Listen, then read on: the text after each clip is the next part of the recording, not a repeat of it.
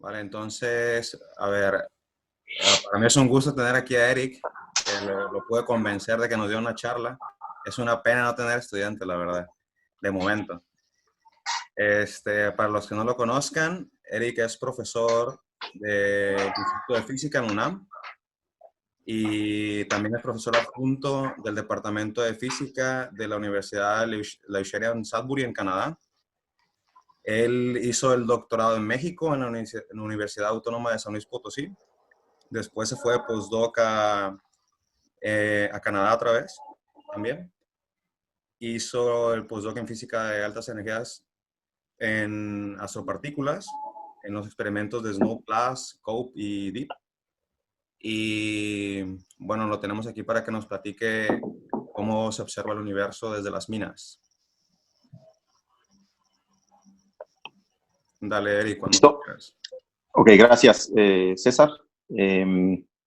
Bueno, se supone que iba a ser un coloquio que iba a dar en persona, ¿no? Allá en Sí. Chile, iba a visitarlos por estas fechas. Desafortunadamente no se pudo, pero yo espero que en el próximo año, o en unos cuantos meses, pueda yo visitarlos por allá. Bueno, entonces voy a platicar.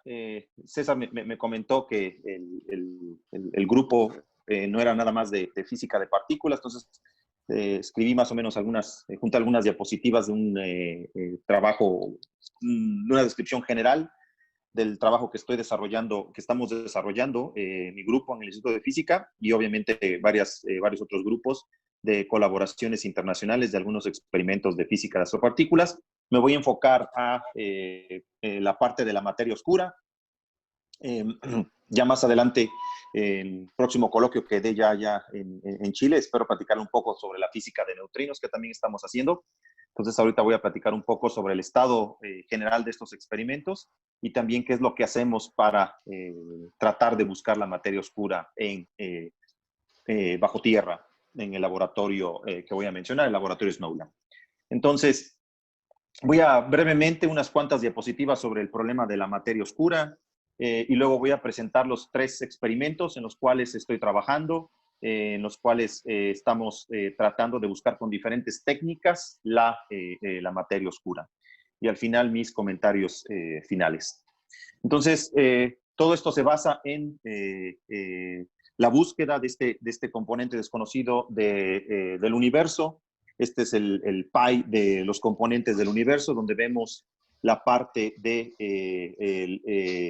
la energía oscura, que es aproximadamente el 69% de la materia energía del universo, la materia oscura y, bueno, toda la materia bariónica que conocemos, todas las partículas del modelo estándar, que son más o menos el 5% restante.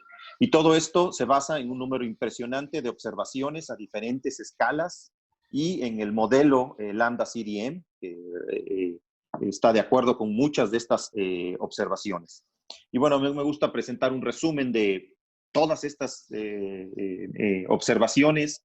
Por un lado, tenemos las curvas de rotación en galaxias, donde nosotros esperamos que este comportamiento sea proporcional a 1 sobre la raíz cuadrada de r, la velocidad, y realmente lo que vemos es cómo estas curvas se aplanan en cierto momento y no decaen como debería de ser a partir de la dinámica newtoniana. Y bueno, esto puede ser explicado considerando que hay un halo de materia oscura alrededor de la galaxia, y esto podría resolver este problema.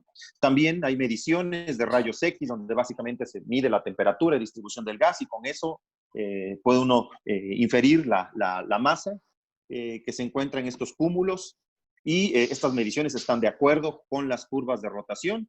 Y también tenemos las lentes gravitacionales, donde por medio de cómo se distorsiona la imagen de objetos en algunos cúmulos de galaxias, algunas galaxias, uno puede inferir la cantidad de materia que hay presente entre nosotros, el observador, y esa galaxia. Y bueno, estas 3 están de acuerdo en esa cantidad faltante de materia.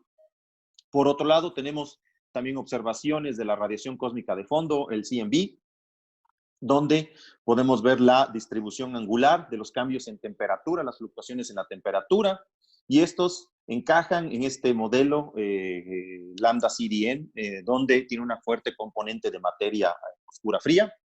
También tenemos en la parte de cosmología más precisa la abundancia de los elementos primordiales que se combinan con predicciones del Big Bang de nucleosíntesis, y todas esas apuntan a ese 26% más o menos de la componente de materia oscura, más las simulaciones de estructura a gran escala, donde es posible entender estas formaciones estas formaciones de esta estructura a gran escala. Y bueno, es cierto que hay algunos problemas en este modelo Lambda CDM, pero es la mejor representación que tenemos hasta ahora y una explicación para este problema de esa materia faltante. Hay muchísimas teorías, esto es de un par de años que lo tomé de esta publicación, donde hay muchísimas posibilidades sobre lo que puede ser la materia oscura, desde modificaciones a las teorías físicas, como son modificaciones a la dinámica newtoniana, las teorías muy conocidas de Mond. También hay las que han atraído más la atención de la comunidad científica. Por muchos años fueron muy interesantes a la comunidad experimental y teórica. Y bueno, estas son a través de una conexión débil, a través de las llamadas WIMPs. Y bueno, también hay generalmente con partículas masivas, pero también hay opciones de bosones más ligeros, como los axiones o neutrinos estériles. En fin, hay una gran cantidad de posibilidades para lo que es la materia oscura. Entonces, ¿por qué consideramos nosotros una partícula de materia oscura? Bueno, básicamente ninguna partícula en el modelo estándar puede ser esa partícula que estamos buscando. Ya se han básicamente eliminado posibilidades de objetos macroscópicos, y las teorías modificadas, bueno, normalmente tienen o resuelven ese problema en un cierto rango y no en todo el espectro que nosotros tenemos. Y bueno, esta es una de las caricaturas que me gustan, que sí, a muchos ya se les ha ocurrido que tal vez no existe la materia oscura, que tal vez la gravedad funciona a diferentes escalas, pero tiene que encajar con todos los datos que tenemos. ¿Qué es lo que conocemos sobre lo que sería una partícula de materia oscura? Bueno, básicamente es que interactúa gravitacionalmente, que vive mucho, o es estable, que es no relativista o tibia. Realmente todavía hay espacio para esa posibilidad. Tiene que ser no bariónica, eléctricamente neutra, sin color, interactuar muy débilmente. Y bueno, eso prácticamente nos elimina todas las partículas que tenemos en el modelo estándar. Y hay muchas posibilidades. Este es un rango de todas las masas, desde microelectronvolts hasta pasando teraelectronvolts. Hay diferentes posibilidades, como mencioné en mis diapositivas anteriores, desde axiones, WIMPs, neutralinos, en fin. Mi área en la cual yo trabajo es este candidato que ha atraído la atención de la comunidad científica por muchos años. Es el candidato más discutido y son las Weakly Interacting Massive Particles. Entonces, la idea bajo estas partículas es que fueron producidas en equilibrio térmico en el universo temprano. Y luego, poco a poco, conforme el universo se fue enfriando y expandiendo, estas se desacoplaron de la materia ordinaria, y hubo un momento donde ya no era tan común que se encontraran y se aniquilaran, y entonces eso nos dejó un remanente de estas partículas, y en principio todavía están aquí, algunas cuantas por litro, dependiendo de la masa. Y estas, aun cuando surgieron por el interés de muchos modelos teóricos como SUSY, realmente es que las búsquedas no están limitadas únicamente a supersimetría, hay otros modelos, y el sector oscuro, de hecho, podría ser tan complicado o sería lo más natural pensar que es tan complejo o tan interesante como el modelo estándar. Y bueno, lo cierto es que desconocemos el acoplamiento entre este modelo entre este sector oscuro y el modelo estándar. ¿Qué es lo que hacemos experimentalmente para estas búsquedas? Bueno, Realmente hay tres métodos principales, además de las observaciones, por supuesto, que les mencioné. Existe la parte de producción en colisionadores, donde se hacen colisionar partículas del modelo estándar y se busca una energía faltante que estaría asociada con la posibilidad de la producción de estas partículas de materia oscura, si es que se acoplan a las partículas del modelo estándar. Y también está el caso indirecto, donde se espera que la aniquilación o decaimiento de estas partículas en alguna región del universo, de una galaxia, en el centro de una galaxia, por ejemplo, donde sean muy abundantes, nos lleguen a nosotros partículas del modelo estándar. Y la otra es la detección directa, que es exactamente en la que voy a platicar, que es donde estas partículas, estas WIMPs, pueden dispersar elásticamente con algún núcleo y nosotros podemos detectar el retroceso nuclear. Esta es una caricatura. Aquí me faltó, por cierto, la cita donde la obtuve. Creo que la tengo más adelante otra vez. Pero es básicamente, tengo un material, conjunto de átomos, y yo espero que una de estas WIMPs venga, golpee, interactúe elásticamente, y esta dispersión es la que yo voy a medir. El único detalle es que hay muchos ruidos de fondo en la naturaleza, decaimientos radioactivos, rayos cósmicos, que emiten o producen señales similares a las que yo estoy detectando.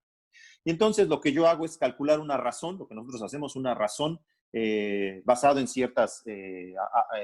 asumimos ciertos parámetros, y a partir de ahí, parámetros acerca de la interacción y de la distribución de materia oscura, y a partir de ahí estimamos una razón del número de eventos. Entonces, históricamente, los experimentales han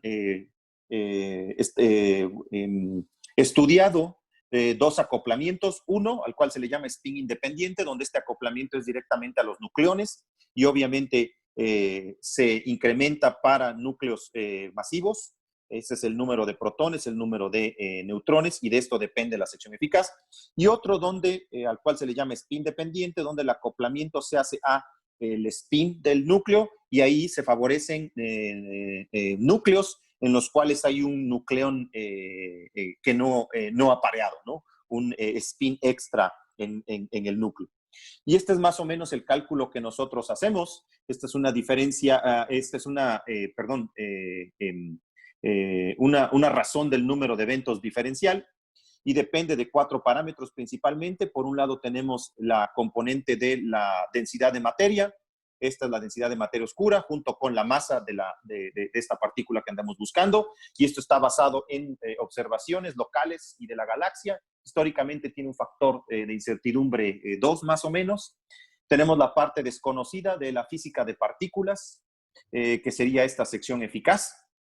Y luego tenemos la parte nuclear, es decir, consideramos una dispersión no relativista, elástica, y para eso necesitamos incluir un factor de forma. Y también necesitamos la distribución de velocidad de la materia oscura en la galaxia, más o menos un 30% de incertidumbre, una distribución, típicamente los experimentos consideran una distribución de Maxwell-Boltzmann, aunque recientemente ha habido varias observaciones de satélites, de experimentos donde registran componentes extra galácticas y otras distribuciones de materia oscura, o que modifican la distribución de Maxwell-Boltzmann. Y bueno, de aquí lo que nosotros es medir esta razón del número de eventos. Desconocemos la masa de esta WIMP y la sección eficaz.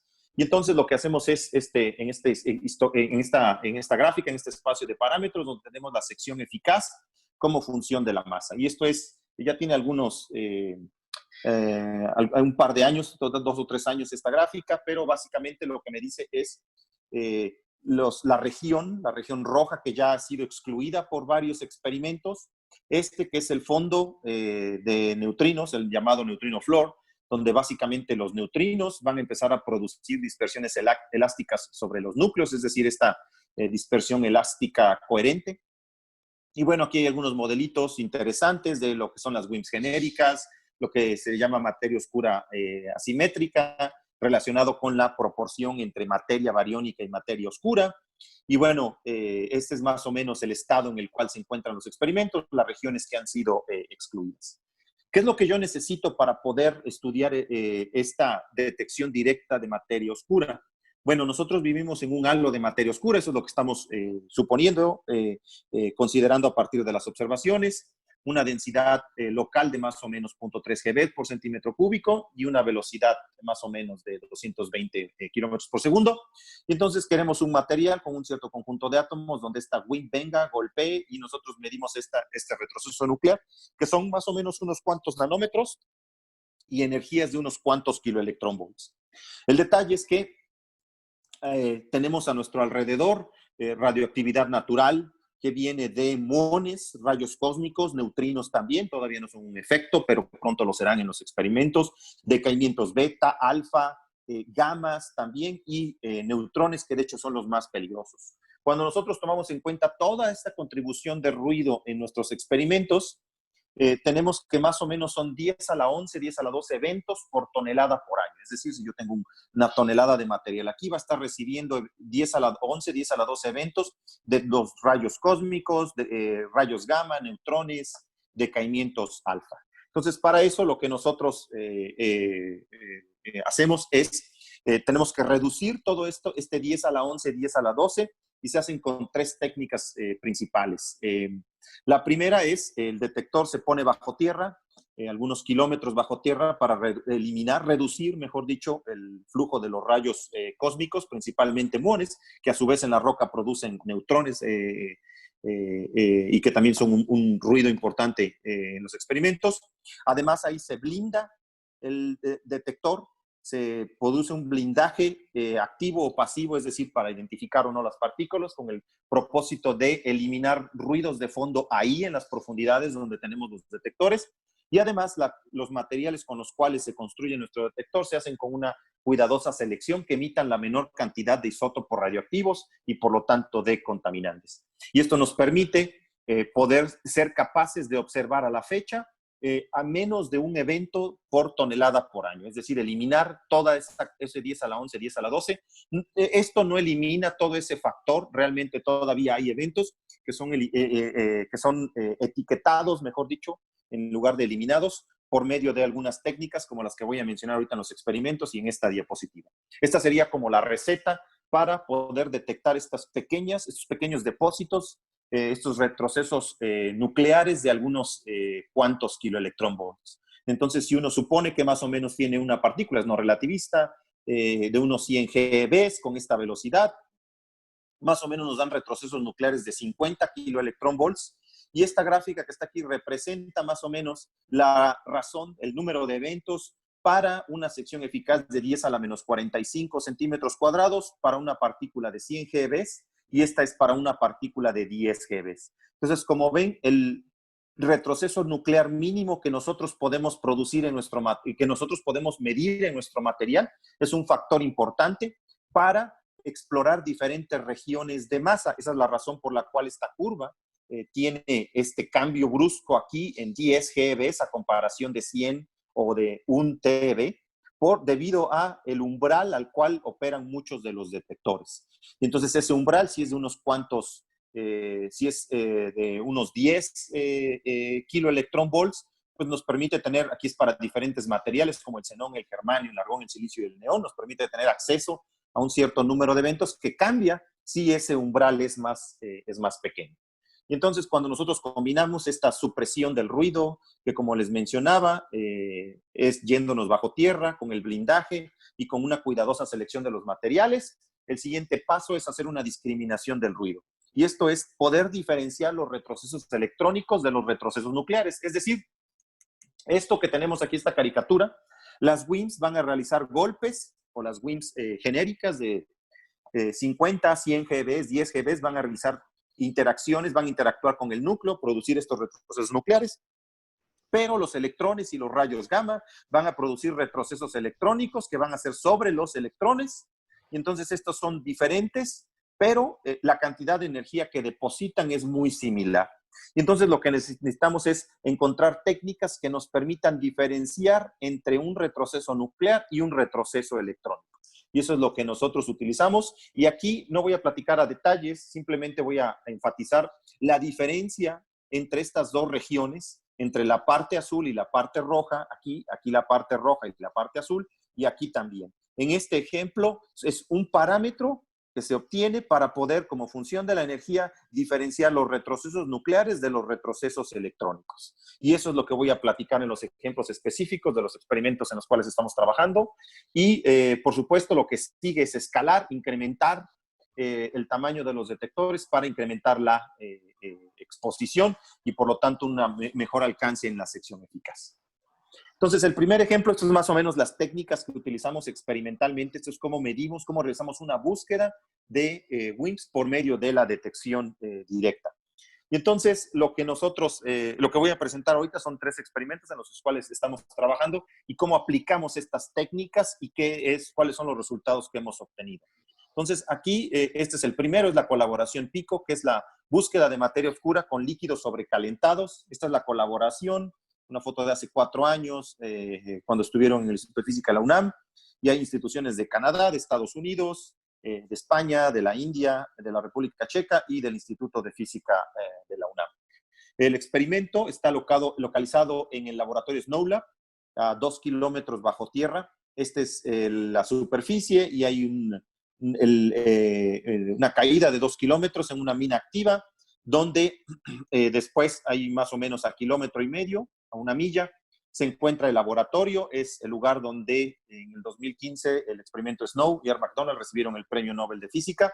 El flujo de muones a esa profundidad es más o menos del orden de 0.27 muones por metro cuadrado por día, más o menos para que se den una idea. A nivel del mar pasa más o menos 1 muón por centímetro cuadrado por minuto. Entonces, ese valor se reduce hasta 0.27 por metro cuadrado por día, es decir, varios órdenes de magnitud. Este es el laboratorio donde aquí se encuentra la caverna del experimento SNOW y aquí hay una expansión que se realizó hace aproximadamente 10 años, donde hay varios experimentos de materia oscura que les voy a platicar. Esta es la entrada del laboratorio. Es un laboratorio que se llama limpio, es decir, los estándares, los protocolos de limpieza son similares a un laboratorio donde se preparan los medicamentos, las medicinas que consumimos. Todo lo que ven aquí en estas fotografías fue limpiado cuidadosamente a mano. Hay una sección especial donde se limpian todos los componentes. Por ejemplo, este carrito básicamente se desarmó, se limpió todo el interior y se volvió a armar ahí en el laboratorio. Esta es una de las regiones donde están los experimentos. Este es un experimento que ahora voy a platicar, que se llamaba Q4 kilogramos, y este es el lugar donde, el lunch, donde comemos. El punto de tener estos protocolos de limpieza es para reducir los niveles de radioactividad, de contaminación por radioimpurezas.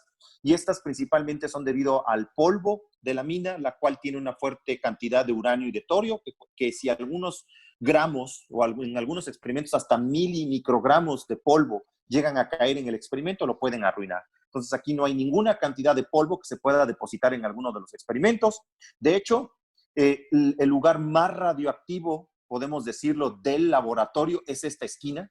Y bueno, de hecho, no es totalmente cierto. Hay un gabinete donde guardamos fuentes radioactivas para calibrar los experimentos. Esas las tenemos intencionalmente en el laboratorio para poder calibrar la respuesta. Pero digamos de manera, natural, en el laboratorio, este rincón es el más radioactivo. ¿Qué hay aquí? Pues es la cafetera. Y ahí el café es el componente más radioactivo natural que nosotros tenemos en el laboratorio. Y bueno, hace algunos años hubo una discusión entre si se iba a permitir o no café en el interior del laboratorio, pero bueno, tiene uno que pesar entre garantizar el éxito de los experimentos o físicos a las 6 de la mañana sin café, ¿no? Entonces se decidió por tener café en el laboratorio y ser muy cuidadosos y no moverlo del cuarto donde comemos. Bueno, ¿en qué consiste el experimento PICO? Lo que nosotros tenemos aquí es un fluido sobrecalentado y es una cámara de burbujas. Es como muy similar a las que utilizaban en la física de partículas en los 70s, solo que aquí en lugar de trazas medimos solamente retrocesos nucleares únicos, individuales, en este fluido. Y entonces, más o menos, la técnica es, tenemos un envase de cuarzo sintético reducido en componentes radioactivos, el cual tiene un fluido sobrecalentado. Originalmente nosotros utilizábamos un compuesto con carbono, flúor y yodo. Ahorita estamos utilizando carbón y flúor y en la siguiente diapositiva voy a explicar por qué utilizamos flúor. Podemos hacer una cámara de burbujas con cualquier líquido. Y este está inmerso en un envase de presión, un envase de acero inoxidable, el cual está lleno de un fluido hidráulico. Y entonces, cada vez que, obviamente, eso está conectado a un sistema hidráulico para permitir expansión y compresión del sistema. Entonces, básicamente, eso es lo que sucede. Nosotros tenemos nuestro envase con nuestro fluido sobrecalentado. Viene una partícula, el sistema está ligeramente arriba del punto de ebullición y entonces solo una pequeña perturbación puede causar que empiece a ebullir. Y entonces, cuando viene una partícula y golpea un núcleo, produce un retroceso nuclear. Eso es suficiente para evaporar material y nosotros lo que hacemos ahí es tomar una foto. Tenemos 2 cámaras de video, 2 o 4 cámaras en los últimos detectores, donde tomamos una fotografía de estos eventos. Y al mismo tiempo tenemos sensores acústicos, son como micrófonos sofisticados, con los cuales escuchamos el plink cuando se produce la burbuja. Y ahorita voy a explicar la razón detrás de esto.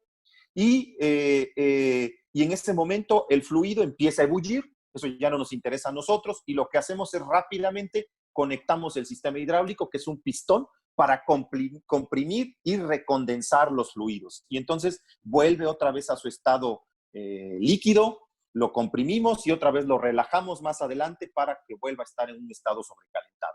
Y este es el ciclo que tenemos. Estos son los valores más o menos de la presión. Empezamos a unos 200 psi, unas 15 atmósferas. Lo relajamos para que se convierta en un estado sobrecalentado. Esto lo hacemos con una combinación de presión y temperatura. Y ahí estamos esperando hasta que venga una partícula. Cuando viene una partícula o pasan 500 segundos, un cierto tiempo, comprimimos rápidamente el sistema después de tomar la foto y registrar la señal acústica. Y esto nos hace recondensar los fluidos. Una vez que están otra vez los fluidos recondensados, es decir, el C3F8 está líquido, volvemos a relajar el sistema para que llegue otra vez a su estado sobrecalentado. Y estamos operando en un ciclo constante estos detectores. ¿Cuál es la física detrás de estos, de esto que acabo de explicar? Bueno, aquí lo que tenemos nosotros es una competencia entre la energía en la superficie y el calor latente, es decir, entre el gas que quiere hacer que ebullición y también la tensión superficial, que lo que quiere hacer es, pum, regresar, comprimir otra vez esta burbuja. Y lo interesante, esto es clásica, termodinámica clásica, lo interesante es que esta formación de esta burbuja depende no solo de la energía, sino también de la potencia de frenado, es decir, del dE en dx.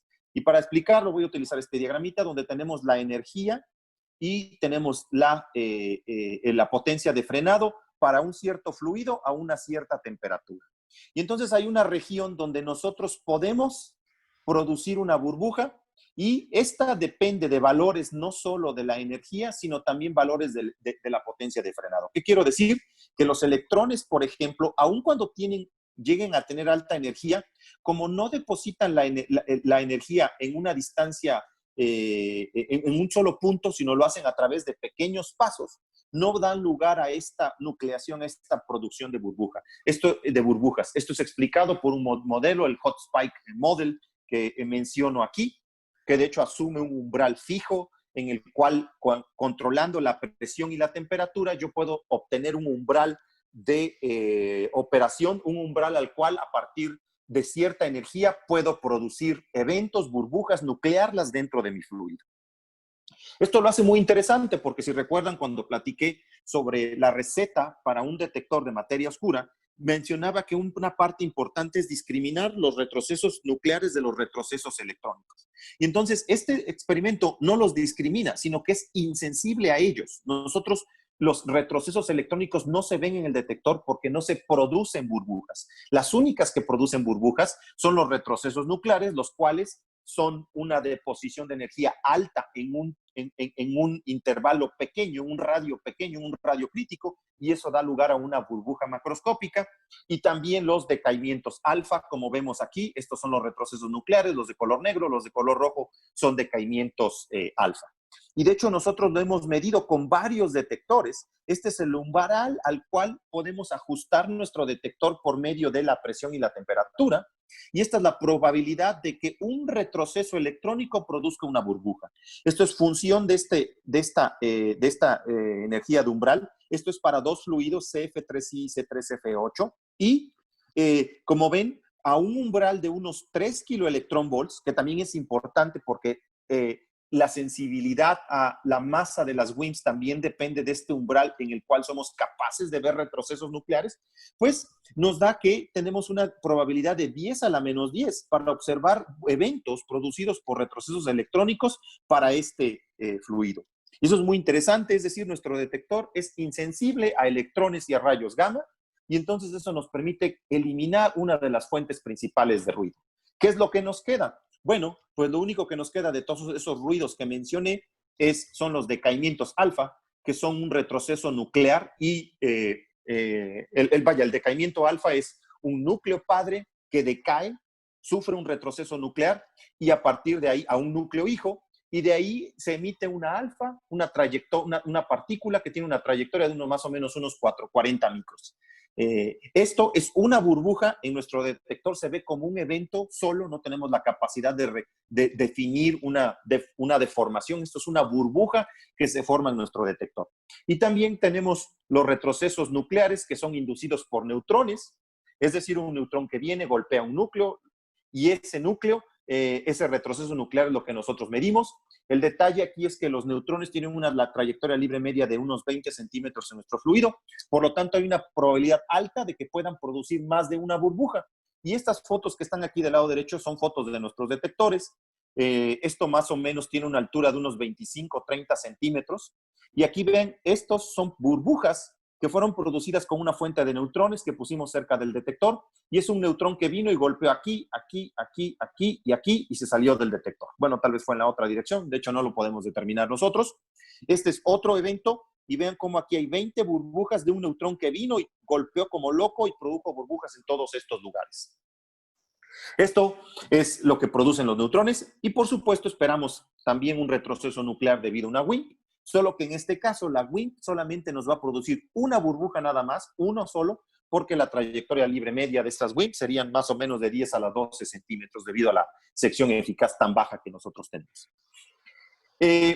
Una de las cuestiones que mencioné es que nosotros en nuestro sistema, además de las cámaras con las cuales identificamos las burbujas, es decir, identificamos si es un decaimiento alfa o un neutrón o probablemente una WIMP. También nosotros tenemos sensores acústicos, micrófonos que nos permiten escuchar el plink cuando se produce la burbuja.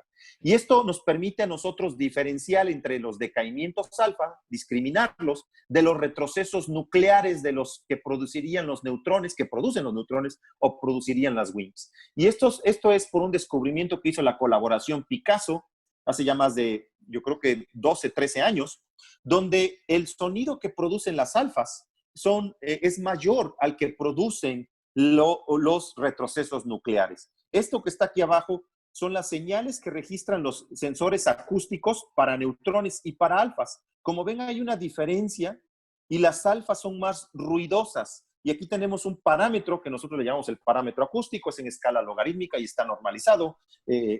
Pero esta región aquí en negra son retrocesos nucleares individuales. Estos fueron producidos por neutrones, ¿sí?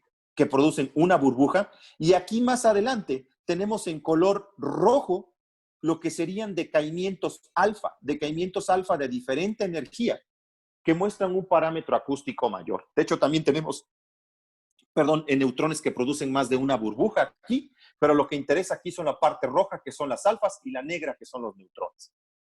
Esto nos permite a nosotros, con este parámetro acústico, cortar aquí y remover los eventos producidos por decaimientos alfa. La física detrás de esto es fácil de imaginar. Un retroceso nuclear consiste en el golpe de un neutrón o una WIN, por ejemplo, sobre un núcleo. Esto produce un pequeño retroceso nuclear de unos cuantos nanómetros y unos cuantos kiloelectronvolts.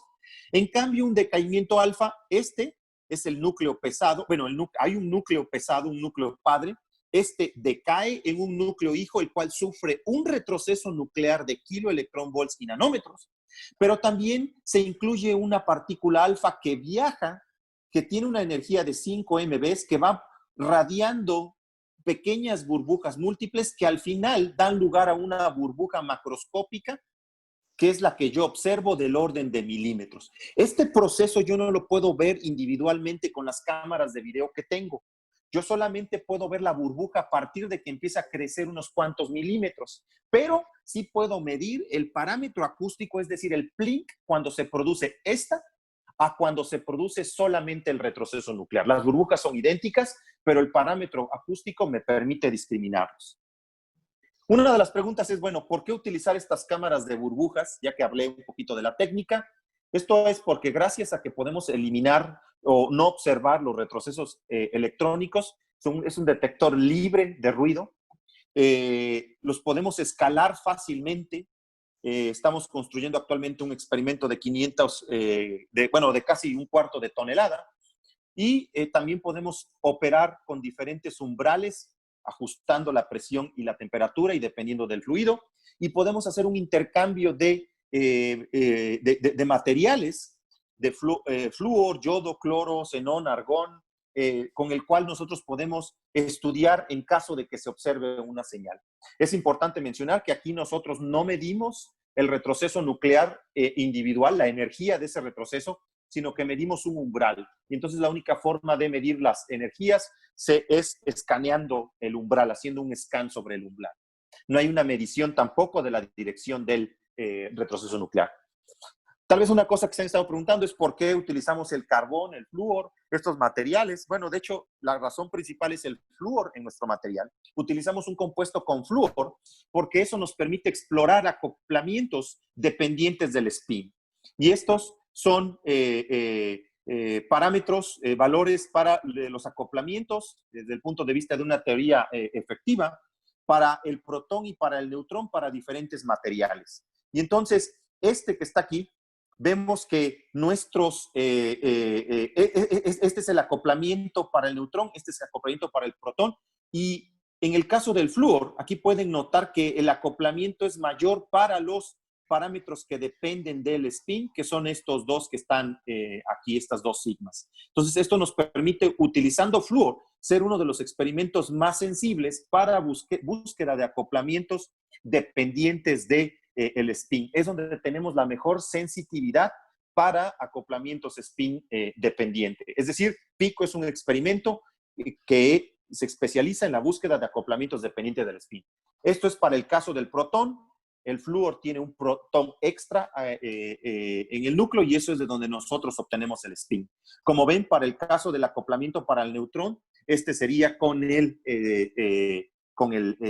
xenón. Bueno, me preguntan aquí que si se puede utilizar otro elemento distinto del flúor que cumpla con las características, o mejor, sí.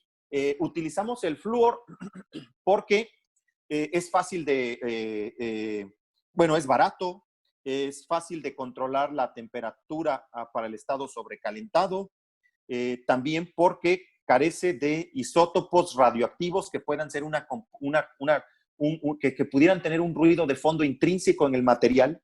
Digamos que las características ideales de un material deberían ser esas. Quiero algo que sea fácil que yo pueda operar, que yo pueda controlar la temperatura, también que no tenga isótopos radioactivos, porque si no voy a tener ahí un ruido de fondo en el propio material, pero puede ser cualquier otro. Nosotros hemos encontrado que el spin es de los mejores a través de estos fluidos, estos clorofluorocarbonos, como el C3F8, también mencionaba yo el CF3 y C3FI, y algunos otros que hemos probado. Y esto es lo que consideramos que es mejor, aunque como dije, también hay otros fluidos que tienen bromo también, donde también podemos tener alcance a acoplamientos dependientes del spin.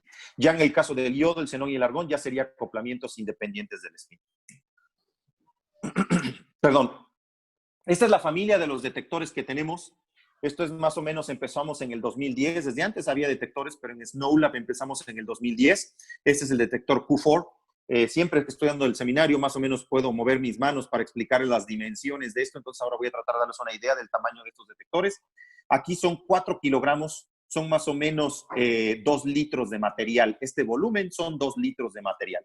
Aquí está el envase con los sensores acústicos. Aquí ya tenemos 40 litros de material en este volumen. Aquí están los sensores acústicos alrededor para registrar la señal acústica. Aquí ven algunos eventos, miren, de una fuente de neutrones. Este es otro detector de 2 litros también.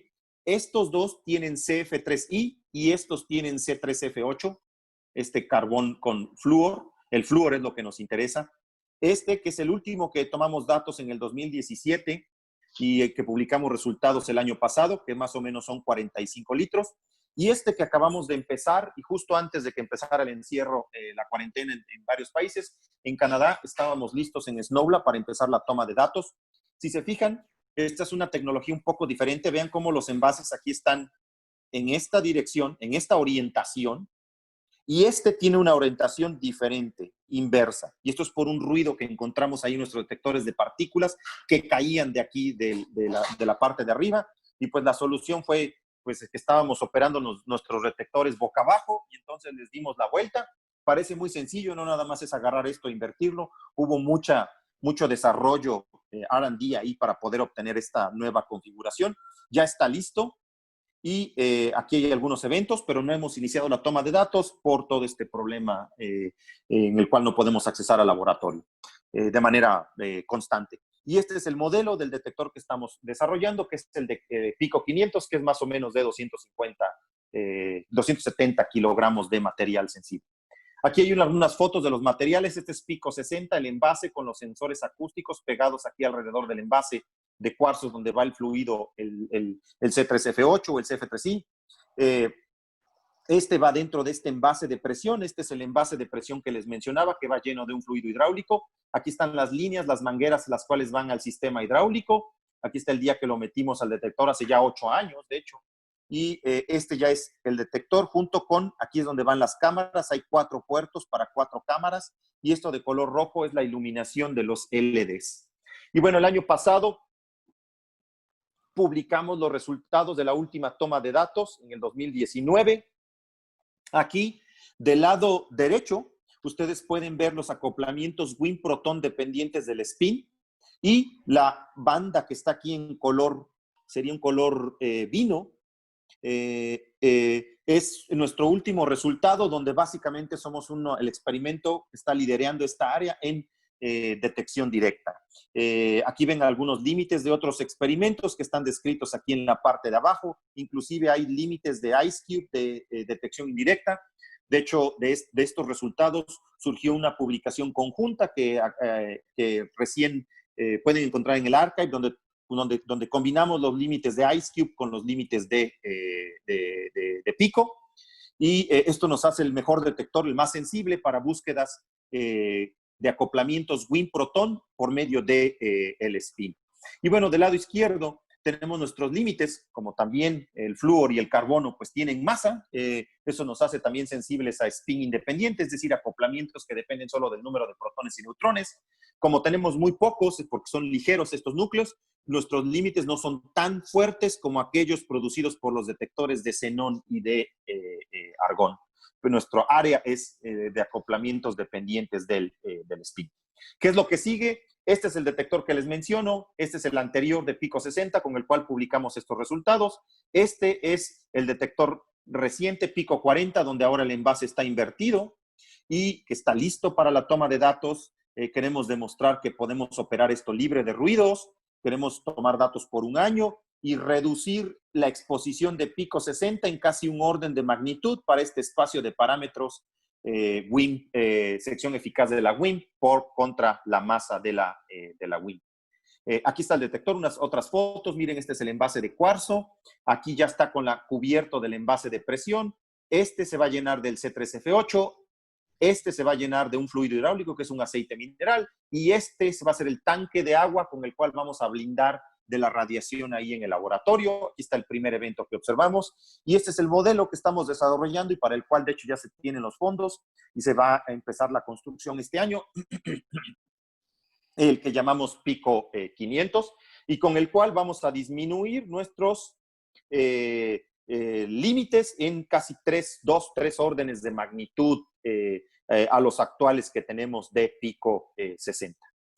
Este es el detector cuando empezamos a hacer la toma de datos en el 2016, me parece. Y aquí es una foto donde se ve todo el tanque de agua donde va a ir inmerso este envase de presión. Y aquí está el envase de cuarzo que va metido aquí en este envase de presión. Voy a hacer una pausa aquí. No sé si alguien tiene alguna duda, por supuesto al final también, pero como voy a cambiar de tecnología, no sé si alguien tuviera alguna pregunta. Eric, una pregunta chiquitita. Ajá. ¿Por qué utilizan cuarzo como envase y no vidrio o algo basado en silicio? El cuarzo, bueno, es un tipo de vidrio, es óxido de silicio, y básicamente utilizamos quartz natural, sintético, por la purificación, porque sea bajo en isótopos del uranio, del torio y del potasio que nos pueden producir un ruido. Podríamos utilizar acrílico. De hecho, hay varios proyectos trabajando con acrílico. Lo único es que el fluido sea compatible con el acrílico. Inicialmente, uno de los aceites minerales que utilizábamos para el fluido hidráulico no era compatible con acrílico. Entonces, hay varias pruebas que se están haciendo con cámaras prototipo en algunas instituciones, donde estamos estudiando la posibilidad de utilizar acrílico, porque el acrílico es muy fácil de purificar a niveles de partes por trillón de uranio, torio y de potasio, y con eso también podríamos ser capaces de utilizar para nuestros detectores. Por ahora, la mejor tecnología que tenemos, la más limpia, digamos, en términos de radioimpurezas, es el cuarzo sintético, ¿no? Vale, gracias. Bueno, ahora voy a cambiar un poquito sobre otro experimento, una tecnología diferente para que les dé una visión más grande del área, del campo, de todos los experimentos que hay. Es decir, esto es muy reducido. Este experimento está buscando estudiar acoplamientos dependientes del spin, pero tal vez un panorama más grande que puedo ampliar en mi plática es otro experimento con otra tecnología, y en este utilizamos argón. Este es el experimento DEEP 3600. Estos son varios investigadores de más de 80 ya, de Canadá, Alemania, Italia, México, en el Instituto de Física de la UNAM, Rusia, España, el Reino Unido y los Estados Unidos. Esto es cuando hace 2 años estuvieron aquí en México. Y bueno, ¿qué es lo que utilizamos? Bueno, utilizamos el argón porque el argón líquido es un centellador. Además de eso, tiene muchas ventajas. Lo podemos purificar fácilmente, emite una gran cantidad de luz, se entiende muy bien, y las temperaturas a las cuales se vuelve líquido son accesibles, son de 85 kelvins, lo cual con nitrógeno nosotros lo podemos enfriar.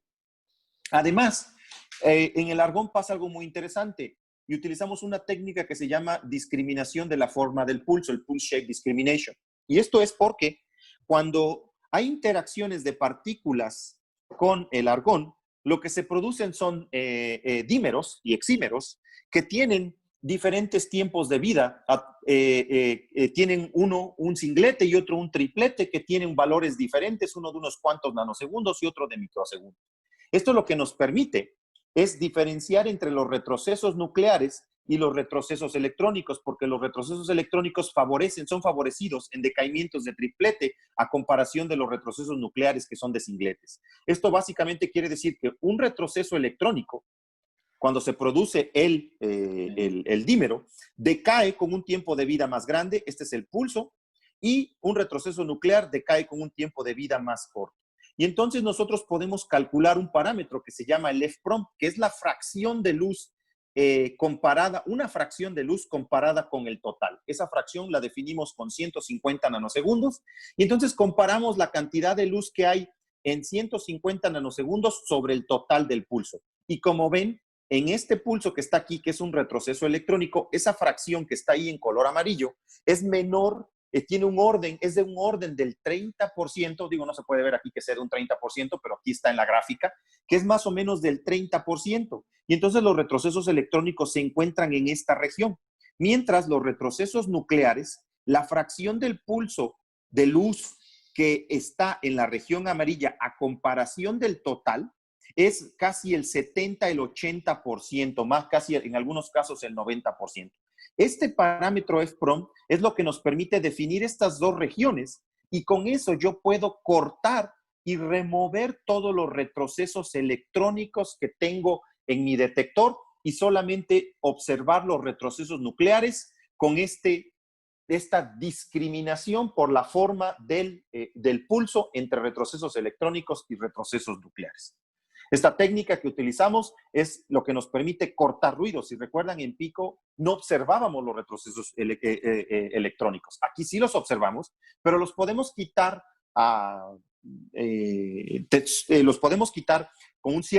con una cierta probabilidad hasta que se empiecen a filtrar. Si tenemos demasiados, esta zona obviamente se empieza a filtrar de retrocesos nucleares, pero por eso controlamos con materiales en baja pureza y blindamos el detector para que no lleguen los retrocesos electrónicos.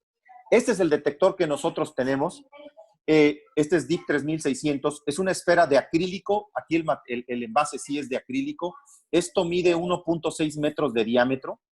Le caben hasta 3.6 toneladas de argón. Y aquí hay unas guías de luz, unos tubos de acrílico que me separan de los sensores de luz, los fotomultiplicadores, que son los encargados de registrar la luz. Los tenemos separados a 50 centímetros porque estos operan a temperatura ambiente y esto es criogénico. Entonces aquí hay un gradiente de temperatura y también porque lo más radioactivo que tenemos en el detector son los fotomultiplicadores. Ellos están hechos de vidrio borosilicato, y ese tiene una fuerte cantidad de uranio y torio, además de que tiene isótopos ligeros que propician la generación de neutrones. Además, debo mencionar que el detector, aquí el envase de acrílico, está cubierto con una capa de un desplazador de la longitud de onda, se llama Wavelength Shifter, que lo que hace es que la luz emitida de 180 nanómetros aquí y que no es visible a los fototubos porque estos operan en el rango visible, lo que hace es cambiar la longitud de onda cuando llega a la superficie del envase para que pueda ser visible a los fototubos. Y esta es una capa que se depositó in situ evaporando el trifenilbutadienol en nuestro detector. Tenemos 255 fotomultiplicadores de Hamamatsu de alta eficiencia cuántica y esto está inmerso dentro de un tanque de 8 metros de diámetro. Esto es como se construyó este detector. Fueron 4 piezas de acrílico hechas especialmente en Tailandia por Reynolds Polymers Technology, RPT. Ellos fueron los encargados de producir este acrílico reducido en torio, uranio, en un cuarto especial donde no hubiera contaminación de radón en el aire. Se fundieron y se llevaron a la Universidad de Alberta, donde se le formaron estos pequeños casquetes para poder colocar las guías de luz. Aquí está en el descenso en la caverna, ya 2 kilómetros bajo tierra. Este cuello, como no cabía en el elevador en el cual descienden los materiales en SNOWLAB, se le pegó ahí en el laboratorio, en un horno especial también. Aquí está después de que se armaron las guías de luz. Después se le pusieron algunos reflectores en el interior, más blindaje, estas pequeñas cilindros de cobre para el gradiente de temperatura y luego finalmente otro blindaje y ya están pegados los fototubos en esta foto, apuntando obviamente hacia el interior del acrílico. Y bueno, esta es una foto que fueron del National Geographic en el 2015, este es de febrero del 2015, y en el cual le tomaron una foto cuando estábamos armando nuestro detector y más o menos les da una idea de la escala. Aquí está un colaborador, Peter Skensvet, de la Universidad de Queens. Y bueno, de hecho, por ahí un colega encontró en un programa de televisión que se llama Scorpion de CBS, donde parece ser que nos tomaron algunas imágenes de nuestro detector. Es una historia de un grupo de investigadores, no investigadores de ciencias, sino investigadores criminales que resuelven crímenes. Y en este episodio parece ser que un experimento bajo tierra clama que observó materia oscura, y como ha pedido más dinero a las agencias de investigación, pues el equipo se encarga de ver si lo que están diciendo es cierto, si realmente observaron WIMPs o no, la materia oscura. Y bueno, de hecho lo que notó mi colaborador, lo que nos notamos es que es nuestro detector, si se fijan, es nuestro envase con las guías de luz, y de hecho aquí tenemos el Pulse Shape Discrimination que nosotros utilizamos, ¿no? Entonces, llegó a las páginas de la televisión en CBS, nuestro detector. Bueno, si siguen esta serie, yo no, pero fue interesante que un colega sí lo hace y encontró este episodio dedicado a nuestro experimento. Nosotros no hemos observado materia oscura, ¿no? Me preguntan aquí si la forma circular es por alguna razón. Sí, es básicamente para maximizar el volumen, el área también, y para poder resolver mejor la posición de los eventos en nuestro detector. La otra opción sería utilizar un cilindro. Algunos experimentos utilizan un cilindro, pero en ese caso muchas veces lo hacen por que tienen campos eléctricos o porque tienen fototubos arriba y abajo y les permite tener un tipo de TPC, ¿no? De Time Projection Chamber. Nosotros, la esfera simplemente es para maximizar el volumen, la reconstrucción de los eventos, tener visión sobre todo, desde todos los ángulos, ¿no? De los fototubos. Sí, se hicieron simulaciones para comparar si es mejor el cilindro o la esfera. Para nosotros, optimizamos el número de fototubos y la cantidad de acrílico para una esfera. También desde el punto del diseño, la ingeniería también se tomó en cuenta. Lo que sí es que estamos preparando detectores ya de 20 toneladas, que voy a mencionar ahorita más adelante, y después uno de 300 toneladas de argón, y ahí sí se está considerando un cilindro para las simulaciones y para poder realizar ese detector. Bueno, una cosa interesante sobre los ruidos es que este detector nosotros tuvimos que pulir el interior, remover una capa de unos cuantas micras, 500 micras, para prevenir la contaminación del radón que se deposita en el interior, y esto es porque nos da contaminaciones de decaimientos alfa. Y entonces metimos un brazo de un robot con el cual se pulió el interior para remover ruidos, ¿no? Y bueno, los ruidos más importantes que tenemos, ya mencioné un poco de los retrocesos nucleares inducidos por neutrones, los decaimientos alfa en la superficie, y también hay un ruido muy importante que es el argón natural. Bueno, el argón tiene un isótopo que es argón 39 que hace un decaimiento beta. Esto produce retrocesos electrónicos. Y vean cómo este es otra vez el parámetro F-prompt como función del número de fotoelectrones. Y esta región aquí muy densa viene del argón 39, que es más o menos 1 becquerel por kilogramo, y que nosotros lo quitamos utilizando la forma de la discriminación del pulso. Bueno, voy a brincarme, como ya casi voy a llegar a la hora, entonces voy a brincar un poco los detalles de las calibraciones y solamente voy a mostrar los datos que tenemos actualmente. Estos son los últimos resultados que tenemos después de 231 días de tomar datos. Esto los publicamos en el 2019. Fíjense que ese acoplamiento spin independiente, WIMP nucleón, y esta es la masa de la WIMP. Aquí están los experimentos de xenón, que son los que están liderando el campo, y nosotros con 231 días llegamos a esta curva de exclusión en color rojo. Estamos preparando una toma de datos de 3 años, el análisis que esperamos publicar este año, que nos va a permitir estar muy cerca de los resultados de xenón. No observamos todavía ninguna señal de materia oscura, pero estamos poniendo límites interesantes, alcanzando a los de xenón. Y en términos de experimentos con argón, somos el experimento con mayor alcance, mayor sensitividad. Y estos son 2 experimentos. Este es DarkSide 20K, que va a ir en Gran Sasso, es a futuro. Y este es un experimento de 300 toneladas que se está planeando todavía no hay lugar, probablemente en SNOWLab. Y bueno, para que se den una idea del tamaño, esta es una persona. y aquí adentro va a ir una TPC con 20 toneladas de argón, con el cual vamos a incrementar la exposición para argón y vamos a pasar, pasar a los detectores de xenón y lograr ser competitivos con los detectores de xenón como LSET, y con el detector de 300 toneladas lograr llegar al fondo de los neutrinos, al piso de los neutrinos. Este es nuestro detector.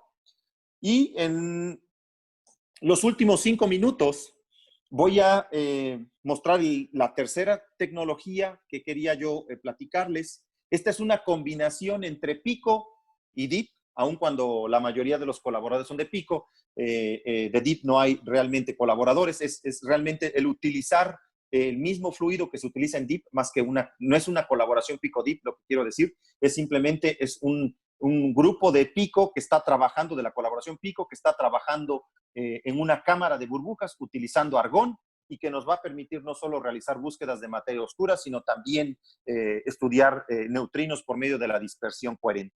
Esta es una colaboración pequeña que apenas inició con investigadores de Canadá, Estados Unidos y del Instituto de Física de la UNAM, de mi grupo.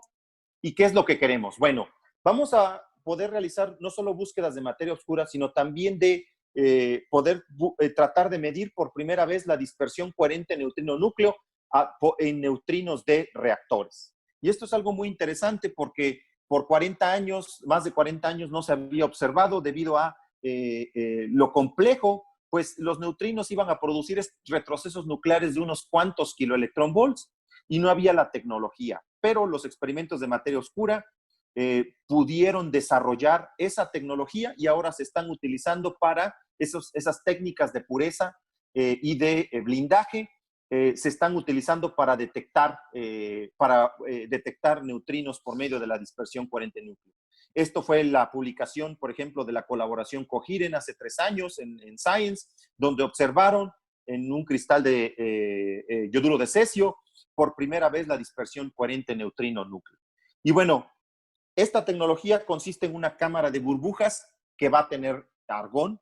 Inicialmente, la Universidad de Northwestern, en el grupo encabezado por Eric Dahl, demostraron que se puede hacer una cámara de burbujas con xenón y operar a un umbral muy bajo de 0.9 kiloelectronvolts. Ellos tuvieron solamente 30 gramos y ahora lo que queremos hacer es diseñar una cámara de argón con un umbral todavía más pequeño, con 10 kilogramos. Y lo interesante es que estas cámaras de burbujas van a funcionar igual que las de la colaboración Pico, es decir, van a ser insensibles a los retrocesos electrónicos, van a poder medir retrocesos nucleares por medio de imágenes. Esta es una foto de la cámara de xenón, pero además, como el argón es un centellador, vamos a poder ver luz. Entonces tenemos un canal extra de información en nuestros detectores y la probabilidad de que produzcan un retroceso nuclear en argón y xenón es todavía más baja que para los fluidos de flúor que utilizamos en Pico. De hecho, no se ha podido medir completamente, solamente fue un límite que se obtuvo con la cámara de xenón,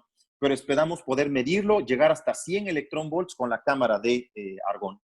Este es rápidamente para terminar el estatus del detector, lo estamos construyendo, el envase de presión ya llegó.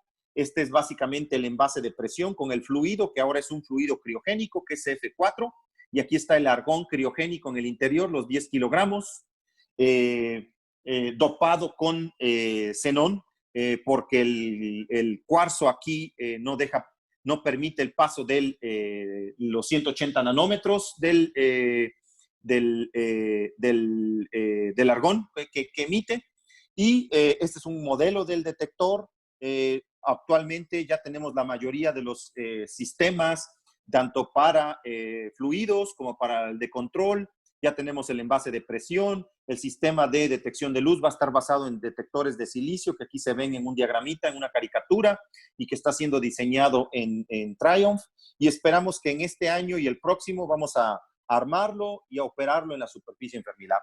Y esto nos va a permitir, esta es la gráfica de la interacción sección eficaz WIMP-nucleón para spin independiente, y esta es la materia la masa de la WIMP, perdón. Y para un detector de argón de 100 electronvolts, nosotros vamos a poder explorar ya regiones cercanas al fondo de neutrinos, del piso de los neutrinos, con detector de 1 tonelada. La idea es que con el de 10 kilogramos o 5 kilogramos, va a ser de 10 kilogramos, podamos disminuir los límites en esta región para WIMPs de baja masa. Y en un reactor, pues vamos a ver que con solo 10 kilogramos vamos a observar alrededor de 100 eventos por día, más o menos 10 por kilogramo por día, dependiendo del umbral. Por ejemplo, aquí tenemos en 2 reactores. Este es un reactor aquí en México de Laguna Verde que estamos explorando. Este es un reactor de solo 1 megawatt también aquí en México.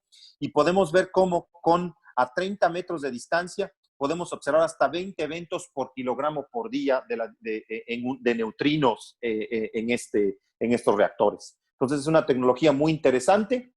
Y con eso es lo que termino. Realmente no platiqué mucho de esta SBC, que es Scintillating Bubble Chamber, porque estamos en el proceso de armar nuestro detector, de poder hacerlo que funcione. Yo espero que la próxima vez que dé un seminario, un coloquio, tal vez ya cuando visite Chile, pueda yo platicarles más sobre resultados y sobre lo que hemos avanzado con esta tecnología. Mis conclusiones, nosotros estamos trabajando desde la UNAM, estamos trabajando en la colaboración PICO. De hecho, nos encargamos de realizar las simulaciones de Monte Carlo de estos experimentos y diseñarlos en el caso de la Scintillating Bubble Chamber para ver las características que debe de tener de acuerdo a las contribuciones del ruido de fondo. PICO es un detector que está produciendo límites, world leading limits, como decimos, en acoplamientos spin dependent de WIMP proton usando flúor. Deep tenemos los límites más interesantes, los leading limits en argón. Y bueno, la cámara de burbujas centelleante, el SBC, está bajo un buen progreso y esperamos tomar datos. Pues esto lo dejé aquí como 2020. Yo creo que vamos a hacerlo en el 2021 por las actividades que han sido detenidas. Y bueno, hay una física muy interesante en este caso de materia oscura a 2 kilómetros bajo tierra en Snow Lab. Eso sería todo. Entonces, creo que doy paso a las preguntas. Muchas gracias. Muy bien. Gracias, Eric. Es muy bonita la charla, muy ilustrativa. Me ha encantado. No sé si alguien tiene preguntas. Oye, este SBC también lo van a montar ahí en Canadá. Sí, también lo vamos también se van a hacer 2 detectores. Se va a hacer un detector que va a ir a Snow Lab y lo vamos a meter ahí también en Snow Lab de 10 kilogramos. Y con ese vamos a realizar búsquedas de materia oscura, búsquedas, aquí, en estos límites que vamos a poder explorar en Snow Lab. Y va a haber una segunda cámara, de hecho es la primera que se está haciendo, que se va a explorar colocarla en un reactor, y estamos empujando para que sea en México, donde se pueda instalar este detector en alguno, ya sea en Laguna Verde o en el reactor más pequeño, aunque ahí es más complicado. Todavía tenemos que hacer muchas simulaciones para ver si los ruidos nos lo permiten, porque el reactor es muy pequeño, ¿no? Es de investigación. Pero en eso estamos, pero esos van a ser 2 detectores. Y en bueno, perdona, ahí en el neutrino background que tienes, o sea, que vas a ver los eventos de neutrinos, ¿cómo distingues, o sea, cómo discriminas con un evento que tuvieras de materia oscura? No hay forma con estos detectores. O sea, una vez que alcancemos este lugar, los detectores de materia oscura que tenemos no van a poder diferenciar entre una WIMP y un neutrino. Entonces, lo que tenemos que hacer estamos explorando con algunas cámaras el poder obtener la dirección de los eventos de los retrocesos nucleares. Y eso sí nos va a permitir discriminarlos, porque estos neutrinos en su mayoría son del boro 8 y del berilio 7 del Sol. Entonces vamos a poder etiquetarlos sabiendo la dirección en la cual viene el evento. Pero así como tenemos ahorita las tecnologías, una vez llegando aquí, ya no vamos a poder decir nada sobre la materia oscura. De hecho, vamos a medir neutrinos del boro 8 y el berilio 7 por medio de dispersión coherente. Pero entonces, para el caso de nueva física, ¿qué te dice que llegues al neutrino flor a esas zonas? O sea, independientemente de si podríamos... es oscuro o no. Podríamos hacer búsquedas de non-standard interactions con el fondo de neutrinos solares, ¿no? Podríamos hacer esas búsquedas interesantes. Obviamente para materia oscura quisiéramos encontrar la direccionalidad, pero si no, pero también vamos a hacer estudios interesantes de non-standard interactions con neutrinos solares cuando lleguemos a este fondo, ¿no? Súper. Gracias. No sé, ¿alguien preguntas? Ajá. Hola, una pregunta para los incultos. Si ustedes detectan algo que es candidato a interacción WIMP, ¿cómo pueden asegurar que WIMP? ¿Cuál es no me quedó claro cuál es la naturaleza de la interacción que hace? Sí, esa es una pregunta muy, muy interesante. Ajá. O sea, la pregunta es básicamente, si yo observo eventos y estoy seguro que no es un ruido, que es una WIMP, ¿qué puedo decir de esa WIMP, verdad? Exacto. ¿Cómo sé que es una WIMP? Eso es. Exacto. Realmente, aún el puro descubrimiento creo que va a necesitar más de un detector. Es decir, más de un experimento va a tener que observar eventos con la misma masa, con la misma sección eficaz, digamos, para convencer, para que la comunidad esté convencida. Tan es así que hay un experimento que lleva 10 años, más de 10 años creo, observando un patrón de oscilación que claman que podría ser la materia oscura, pero otros experimentos no han observado en ese mismo espacio de parámetros. Entonces, de entrada, para convencer, para que la comunidad se convenciera, yo creo que se necesita un mínimo de 2 experimentos, tal vez más, para poder obviamente hacer un estudio interesante y estar convencido de que lo que se está observando es una señal real de alguna partícula de materia oscura. Y luego, eso mismo se va a necesitar para poder obtener las propiedades. Es decir, vamos a tener que ver diferentes tipos de acoplamientos a diferentes materiales, a protones, a neutrones, con diferentes tecnologías, es decir, con argón, con flúor. En pico puedo decir que podríamos, si observáramos una señal, podríamos cambiar de flúor a bromo, a cloro, con la SBC argón, a xenón, y eso nos permitiría obtener diferentes señales para poder tratar de acotar las propiedades de esta partícula que observaríamos. Esa sería, yo creo, la estrategia en caso de que se llegara a observar una señal en alguno de estos detectores, esperar que un segundo detector lo viera y después empezar a obtener sus propiedades a través de diferentes materiales, ¿no? Cómo podría interactuar de manera diferente. Ok, muchas gracias.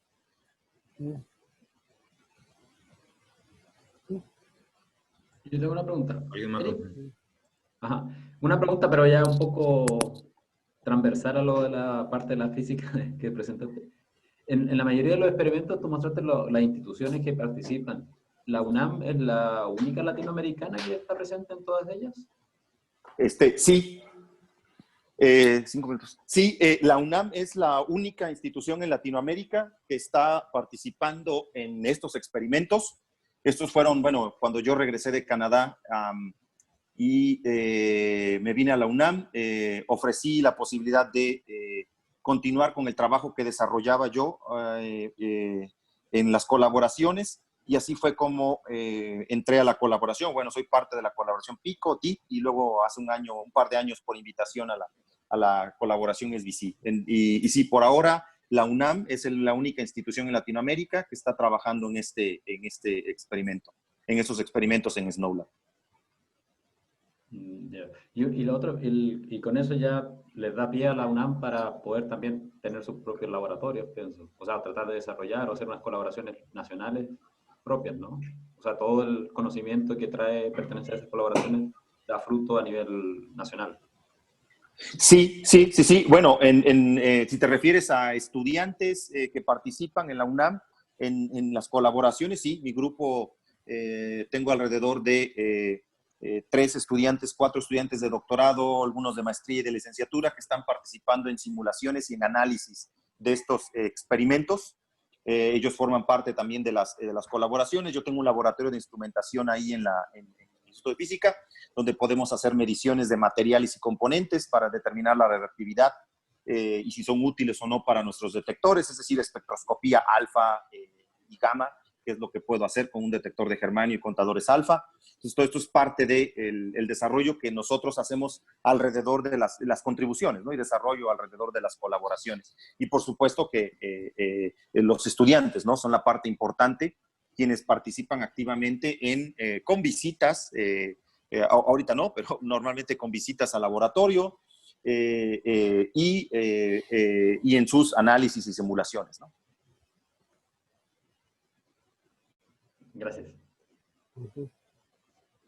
¿Alguien más? Bueno, también, de hecho, la visita que estábamos planeando que tuviera Eric era ver la posibilidad también de un grupo como el de nosotros, o más bien empezar grupo y ver si nos podíamos incorporar a los experimentos en los que trabaja él.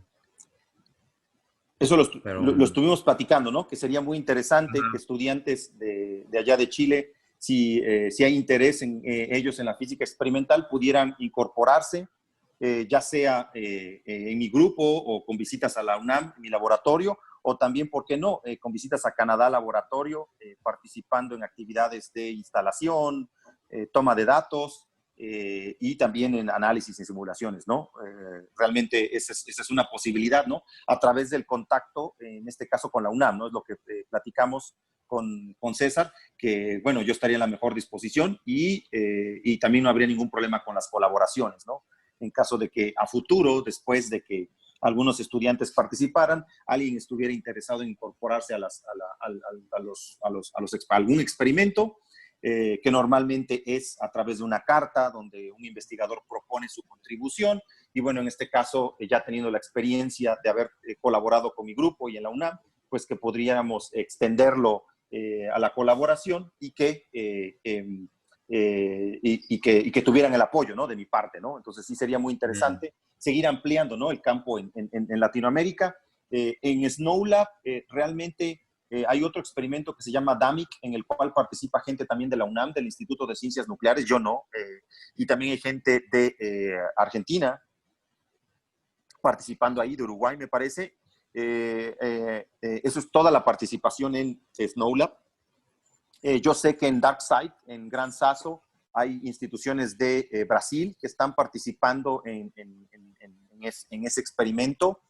Entonces, ampliar la comunidad en Latinoamérica, pues sí, siempre es muy interesante, ¿no? Que haya más grupos interesados en esos experimentos y las puertas están abiertas, ¿no? Al menos en las colaboraciones en las que yo estoy, mi apoyo siempre para incorporar más instituciones, ¿no? He intentado en México, no ha habido mucho interés de algunos grupos, algunos me han platicado que están interesados, pero como están en otras áreas, que todavía va a tomar un poco de tiempo. Entonces, es muy interesante, ¿no? Y poco a poco incorporando más gente. sí. Oye, y en base a eso, ¿y desarrollo tecnológico? O sea, ¿ustedes hacen desarrollo, o sea, o conoces grupos para estos experimentos? O sea, nosotros, ¿Lo hacen? nosotros, bueno, todos los experimentos es parte de un desarrollo tecnológico. Las Pero me cámaras, por refiero a la ejemplo, instrumentación. Ajá, perdona. la instrumentación toda la desarrollamos nosotros. Los detectores, hace 15 años un postdoc fue el que pudo armar esta tecnología. Eso fue lo que nosotros hicimos. Toda la instrumentación nosotros la desarrollamos, el control, que tiene aplicaciones también, por ejemplo, para monitoreo de reactores. Se ha pensado en estas cámaras de burbujas con argón. Sí, toda la instrumentación la desarrollamos nosotros. También el determinar la radiopureza de los componentes, que es lo que yo puedo hacer, por ejemplo, en mi laboratorio, con aplicaciones también a radiación ambiental. Todo eso lo vamos desarrollando en las colaboraciones, ¿no? Obviamente en contacto con empresas, como por ejemplo el envase de acrílico de DIP. Tuvimos que estar en contacto fue la empresa de Raynor Polymers quien la desarrolló, pero nosotros nos encargamos de la parte científica. Entonces hay una conexión ahí interesante para el desarrollo de toda la instrumentación. Good. No sé, ¿alguien más que quiera hacer alguna pregunta? No entretener más A mí me interesa. ¿Sí? Tiene que ver con los WIMPs. Si pueden explicar, o sea, qué teorías hay detrás de los WIMPs. interactúan, que se supone que la materia oscura interactúa débilmente, qué sé yo, y si hay otros experimentos para, o sea, existen otros experimentos que puedan verificar de qué otra forma, o sea, otro tipo de materia oscura, otras teorías de materia oscura, qué sé yo. Ah, ya, ok, sí. En ¿Mm? este caso, las WIMPs de las que yo les estoy platicando, bueno, de entrada nosotros sabemos que interactúa gravitacionalmente y en muchos de estos casos nosotros estamos buscando interacción a través de la interacción débil. Prácticamente a través del Z0 ya está, ya no es posible en los casos más naturales, pero podría ser a través de intercambio de Higgs. Entonces, lo que nosotros esperamos aquí es una interacción débil u otra interacción, ¿no? Alguna nueva interacción.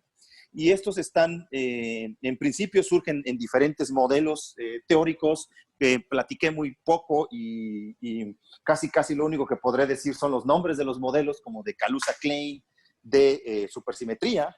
Entonces, esas son motivaciones teóricas, pero realmente lo que nosotros aquí estamos buscando simplemente es una interacción débil o una nueva interacción. Además de eso, también hay posibilidades de otros tipos de materia oscura más ligeras, como son los acciones, también motivadas por otras teorías, motivados por otras teorías. Y bueno, aquí la idea es, como mencionaba yo antes, para poder ver entre uno y otro tipo, al menos en las WIMP sería con diferentes tecnologías, diferentes detectores.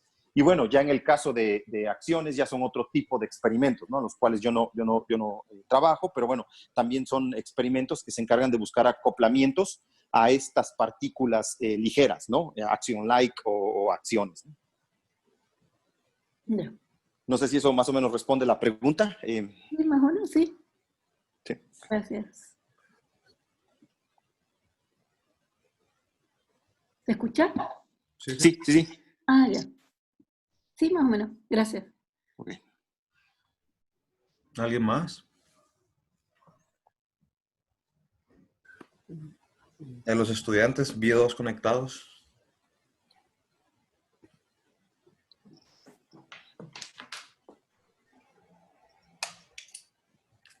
Pues no sé, Eric. Sí, Ok. yo creo que terminamos aquí, si no, Ok. alguien más no pregunta. Y con gusto una visita en el futuro y ya para platicar más con estudiantes que estén interesados y presentar yo un poco sobre esta física de neutrinos que también he estado desarrollando, ¿no? Y desarrollan algunos grupos en SNOWLAB. Ajá. Sí, de eso no Okay. te escapas, ¿eh? Tienes que venir. No, sí, voy para allá. Ya me convencieron. Vale, pues muy bien. Muchas gracias. Ok. Voy a dejar de grabar aquí. Chao.